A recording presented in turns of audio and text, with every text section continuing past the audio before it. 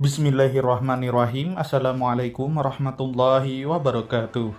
Penggunaan musik marawis dan salawat Nabi dalam peresmian Gereja Katolik di Kabupaten Muara Enim, Sumatera Selatan pada tanggal 25 Juli 2023 kemarin telah menimbulkan beragam reaksi dari masyarakat. Ada yang mendukung dan ada yang menyayangkan penggunaan musik tersebut.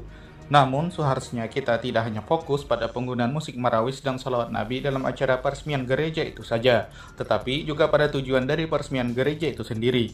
Gereja itu kan dibangun untuk menjadi tempat ibadah bagi umat Katolik, dan peresmian gereja dilakukan untuk menandai selesainya pembangunan gereja tersebut, kan begitu biasanya.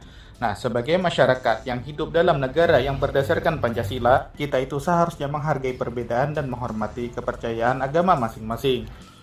Penggunaan marawis sholawat dalam peresmian gereja juga merupakan bentuk intoleransi beragama. Hal ini karena penggunaan marawis sholawat dalam peresmian gereja menunjukkan bahwa umat Kristen tidak menghormati umat Islam dan ibadah mereka. Begitu juga bagi orang-orang Kristen, saya rasa tidak semua orang-orang Kristen merasa nyaman dengan kehadiran marawis sholawat di tempat mereka.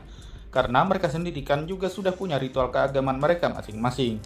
Peresmian gereja dengan menggunakan marawis sholawat adalah tindakan yang tidak pantas dan tidak menghormati umat Islam.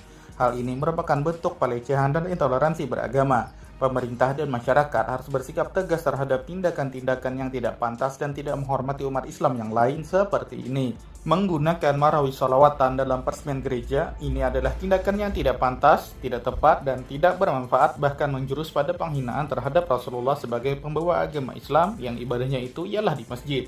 Lalu ini kenapa dibawa-bawa ke gereja yang merupakan tempat ibadahnya orang-orang yang bukan Islam? Apakah Anda pikir Rasulullah akan ridho dengan hal ini?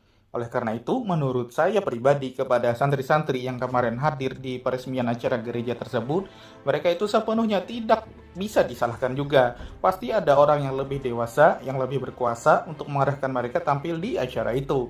Dan orang inilah yang seharusnya dikejar dan dimintai pertanggungjawabannya. Karena para santri-santri itu biasanya daripada mereka dihukum atau dicap sebagai murid yang tidak penurut atau bahkan diancam dengan hal-hal lainnya, mereka ketika ada perintah seperti ini, kemungkinan besar pasti akan tetap mau. Jadi ini pesan juga kepada para orang-orang tua untuk tidak sembarangan menyekolahkan anak mereka di pesantren-pesantren yang berkedok menjunjung tinggi toleransi agama, tetapi malah kebablasan seperti ini. Toleransi agama itu cukup kita tidak mengganggu ibadah mereka, dan mereka pun tidak mengganggu ibadah kita. Mereka tidak ikut campur ibadah kita dan kita pun tidak ikut campur dalam ritual ibadah mereka. Sebagaimana yang difirmankan oleh Allah di dalam Quran surah Al-Kafirun. Kan sudah tahu semualah kita dengan surah ini. Jadi dengan adanya kekonyolan seperti ini saya sebut bukanlah toleransi, melainkan toleransi.